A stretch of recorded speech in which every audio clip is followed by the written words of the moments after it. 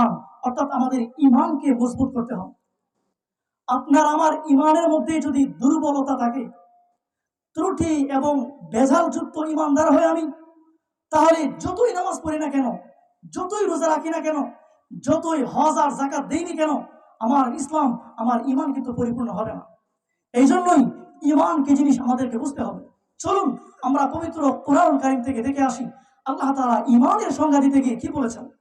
পবিত্র কোরআন কারীমের সূরাতুল বাকারার 1 থেকে 5 নম্বর আয়াত পর্যন্ত আল্লাহ তাআলা ইমানের পরিচয় দিয়েছেন। যারা মুত্তাকি, যারা পরহেজগার, আল্লাহকে ভয় করে, যারা খোদা ভীরু, তারাই হচ্ছে প্রকৃত ইমানদার। দেখুন পবিত্র কোরআন কি বলছে। আল্লাহ তাআলা বলছেন, যালিকাল কিতাবু লা রাইবা ফীহি হুদাল লিল মুত্তাকিন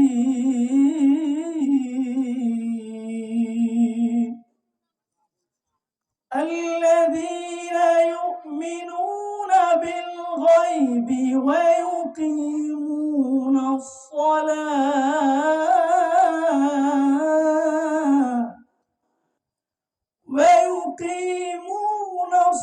সালাতা ওয়া মিম্মা রাযাকনাহুম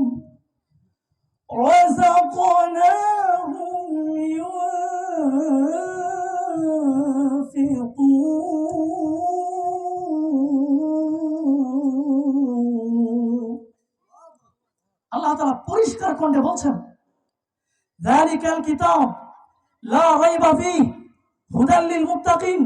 এই যে কিতাব, বিশ্ব মানবতার, বিশ্ব শান্তির জন্য পৃথিবীর শুরুলগ্ন থেকে নিয়ে এই পর্যন্ত এমন কোন শ্রেষ্ঠ মহাগ্রন্থ এর আগে আর অবতীর্ণ হয়নি। সর্বশ্রেষ্ঠ মহাগ্রন্থ, জীবন আদর্শ যে কোরআন আমি তোমাদের সামনে নাজিল করেছি, এটি এমন এক গ্রন্থ, এমন এক কিতাব, যেই কিতাবে বিন্দু মাত্র সন্দেহের কোনো কিছুই নেই। আল্লাহ তাআলা বলছেন, এই কিতাব একমাত্র মুত্তাকিনদের জন্য হেদায়েত।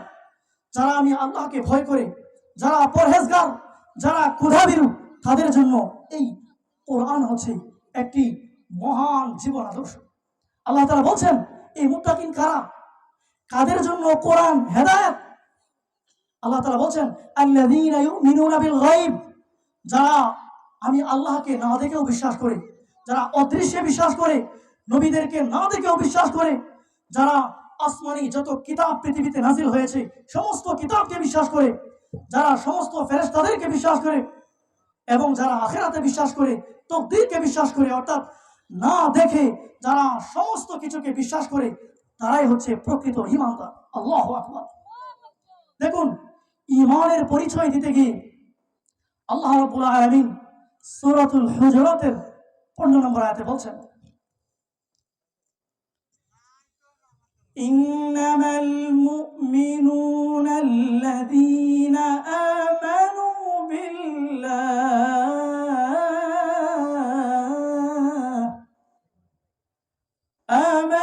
বিল্লাহি ওয়া রাসূলিহি সুম্মা লাম ইয়ারতাবু ওয়া জাহাদু বিআমওয়ালিহিম وأنفسهم في سبيل الله أولئك هم الصادقون।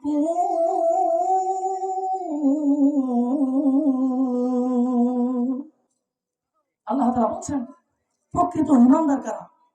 ইন্নামাল মুমিনুনা আল্লাযীনা আমানু বিল্লাহি ওয়া রাসূলিহি, যারা আল্লাহ এবং তার রাসূল মুহাম্মদুর রাসূলুল্লাহ সাল্লাল্লাহু আলাইহি ওয়াসাল্লামের উপর যারা ঈমান এনেছে, যারা তাদেরকে না দেখেও বিশ্বাস করেছে, সুম্মা লাম ইয়ারতাবু, এরপরে তারা আর কোনো সন্দেহ করেনি।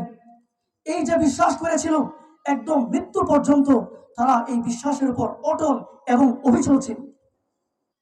ওয়াজাহাদু বিআমওয়ালিহিম ওয়া আনফুসিহিম, শুধু বিশ্বাস করে তারা ক্ষান্ত থাকেনি, তারা বিশ্বাস স্থাপন করার পরে আল্লাহর রাস্তায় নিজের মাল ও জানের বিনিময়ে তারা জিহাদ করেছে। ঠিক কিনা বলুন? উলাইকা হুমুস সাদিকুন, আল্লাহ তাআলা বলছেন তারাই হলো একমাত্র সত্যনিষ্ঠ মানুষ, তারাই হলো একমাত্র প্রকৃত সত্যবাদী মানুষ। আল্লাহু আকবার। দেখুন, ইমানদার হতে গেলে শুধু অন্তরে বিশ্বাস করলেই হবে না, বরং আমাদেরকে কাজে কর্মে বাস্তবায়ন করতে হবে। এই বিষয়টাই মুফাসসিরিনে কেরাম বলছেন ওয়াজাহাদু বিআমওয়ালিহিম ওয়া আনফুসিহিম। এই আয়াতের ব্যাখ্যায় ঈমান যে তিন জিনিসের নাম, মুফাসসিরিনে কেরাম যারা তাফসীরের বিভিন্ন কিতাবে লিখেছেন, ঈমান হচ্ছে তিনটা জিনিসের নাম, আত-তাসদীক বিল জিনান ওয়াল ইকরার বিল লিসান ওয়াল আমাল বিল আরকান। অন্তর দিয়ে আমাকে সত্যায়ন করতে হবে, সবকিছুকে জবান দিয়ে স্বীকার করতে হবে এবং কাজে কর্মে বাস্তবায়ন করতে হবে। মুহতারাম দোস্ত বুজুর্গ, একজন সাহাবী এসে জিজ্ঞেস করছেন, মাল ঈমান ইয়া রাসূলুল্লাহ, হে আল্লাহর নবী, ঈমান কি জিনিস, যেই জিনিস পরিপূর্ণ করার মধ্য দিয়ে আমি জান্নাতে যেতে পারব? উত্তরে প্রিয় নবীজি বলছেন, ইদা হাসানাতকা হাসানাতুকা ওয়া সাআতকা সাইয়্যাতুকা ফাআনতা মুমিন।